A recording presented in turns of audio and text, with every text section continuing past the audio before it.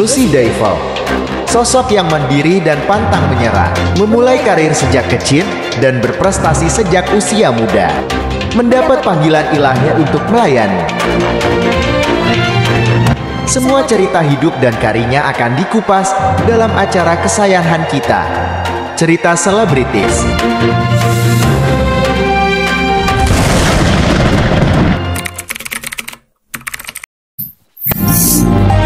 Nama saya Lucy Daival, itu nama artis saya. Jadi jauh sebelum saya punya nama Lucy Daival, silih bergantilah nama keartisan saya ada ya, mulai dari Luciana Wati, Lucy Hamid, akhirnya menjadi Lucy Daival.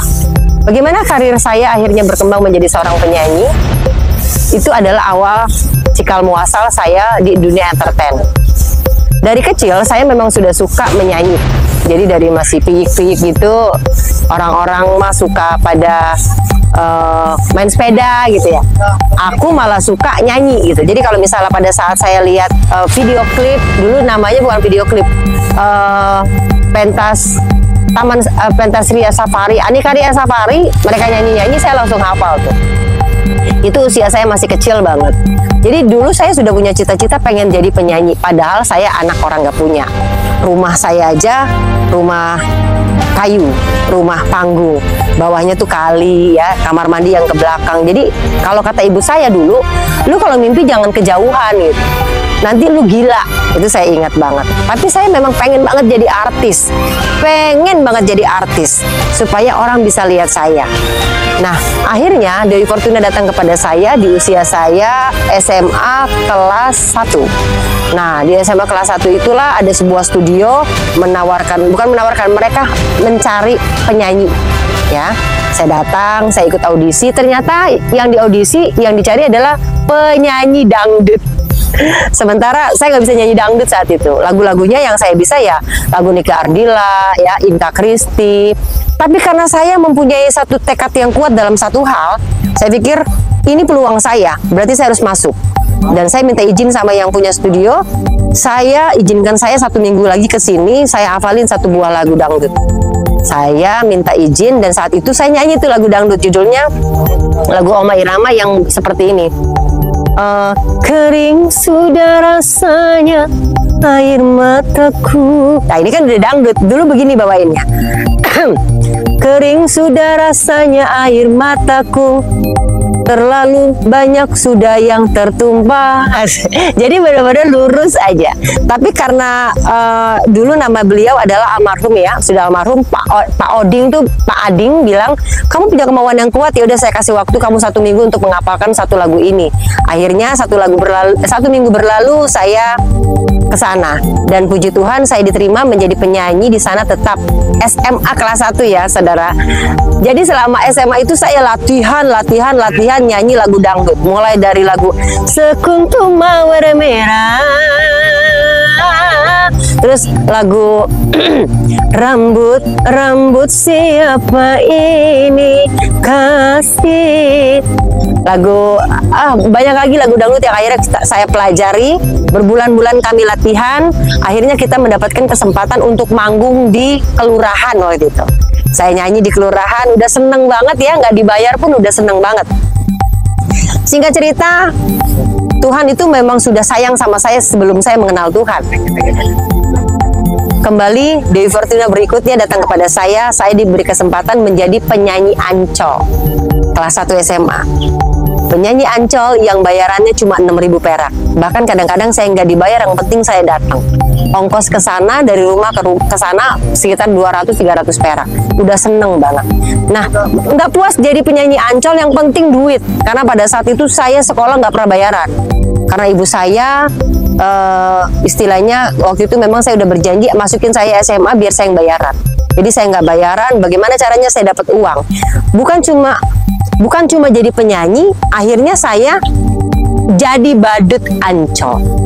Nah mungkin kalau misalnya saudara-saudara, bapak-bapak suka lihat di Ancol ada badut, itu dulu saya pernah jadi badut Ancol, hanya untuk saya dapat duit. Nah singkat cerita, akhirnya dari mulai penyanyi kafe, penyanyi panggung ke panggung ya, Tuhan kasih kesempatan saya di 2003 saya diberi kesempatan untuk masuk dapur rekaman. Nah, dapur rekaman di 2003 itu saya proses rekaman dangdut, karena pada saat itu memang dangdut lagi happening banget.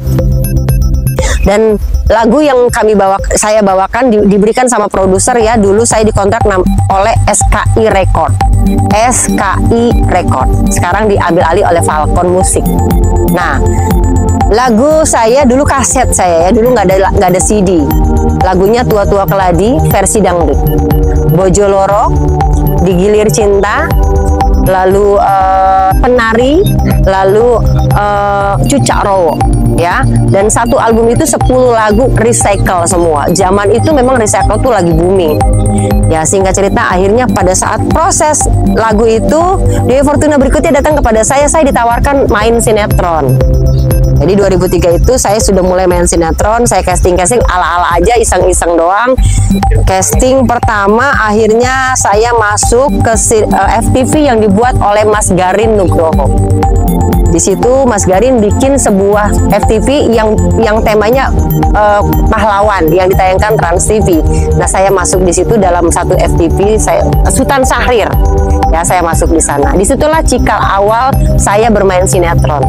Padahal saya nggak punya keahlian ya, cuma mungkin otodidak yang saya dapatkan. Nah, dari situlah saya mulai main sinetron, peran-peran kecil. Lalu 2004 mulai job nyanyi banyak sekali.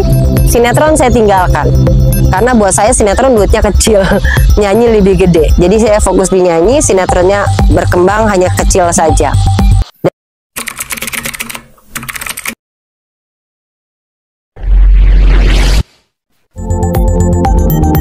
Kalau saat ini saya bisa menjadi pelayan Tuhan yang kalau orang lihat ya, dan saya juga berkata saya menjadi pelayan Tuhan, itu nggak mudah. Bagaimana saya dahulu yang belum mengenal Tuhan akhirnya dapat mengenal Tuhan, itu pun tidak mudah.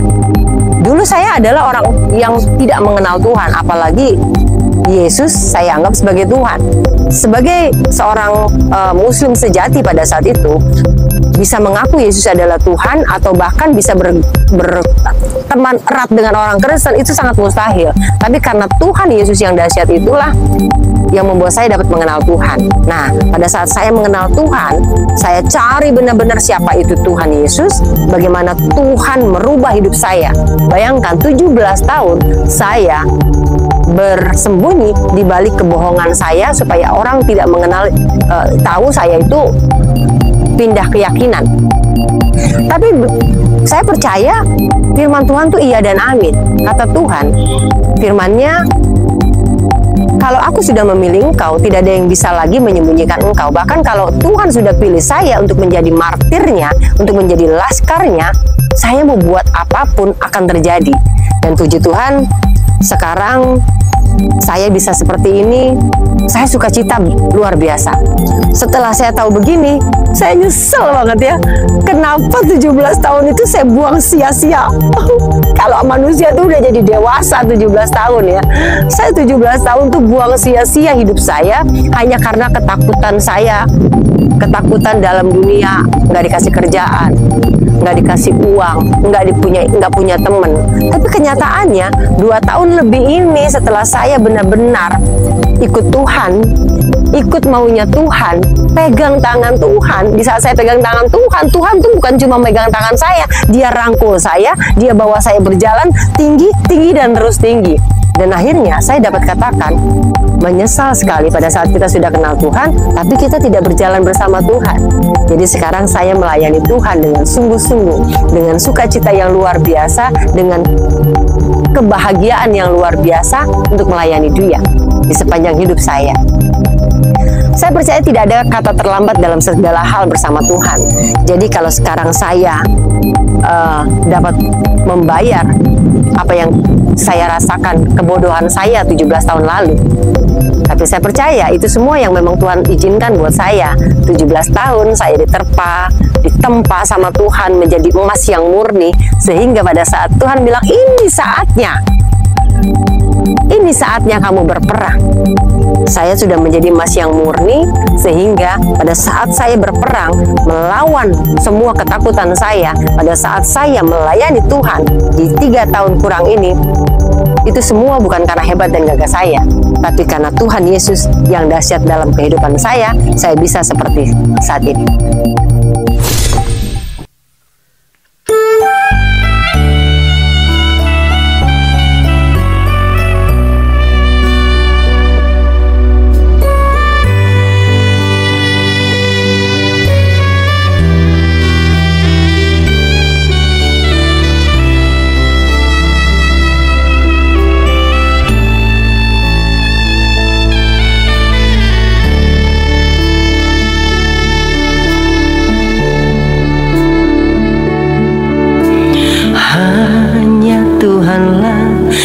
Selalu mengerti, hanya Tuhanlah yang selalu peduli. Luka dan duka yang ada di hati, Tuhan sanggup datang membebati. Tak sekalipun Engkau membiarkan ku berjalan hanya sendirian. Kesetiaanmu selalu dinyatakan, Kau menopangku saat tak berdaya. Hanya Tuhan, Engkaulah sandaranku. Hanya Tuhan, Engkaulah kekuatanku. Hanya Tuhan, Engkaulah pengharapanku. Hanya Engkau, hanya Tuhan.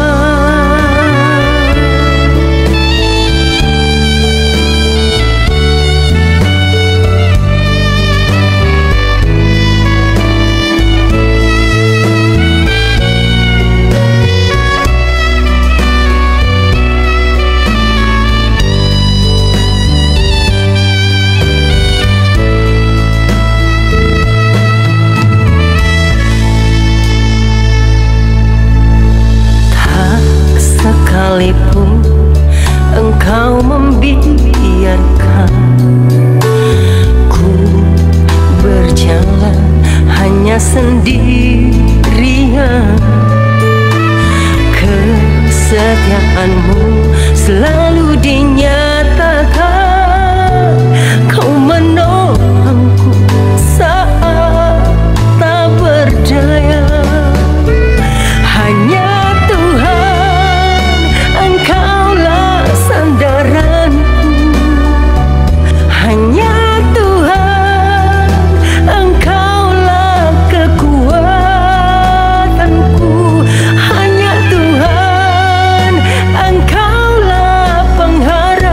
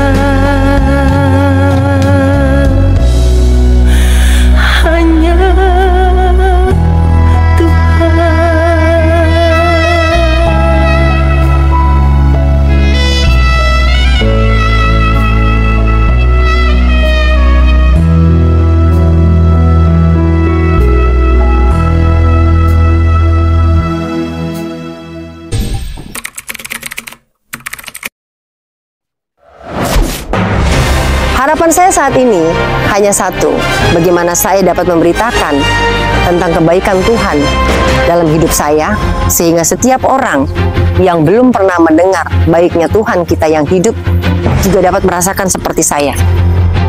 Harapan saya, semua manusia diselamatkan seperti saya, karena cuma Dialah jalan kebenaran dan hidup. Cuma lewat Dia sajalah pintu kerajaan surga dibukakan, karena Dialah pemegang kunci kerajaan surga, yaitu Yesus Kristus atau Yesua Al-Masih, Yesus Isa Al-Masih itu sendiri. Jadi harapan saya terbesar adalah setiap orang yang ada di muka bumi ini ya, setiap manusia di muka bumi ini dapat mengenal keselamatan di dalam nama Yesus Kristus, bukan agama. Tuhan berkati.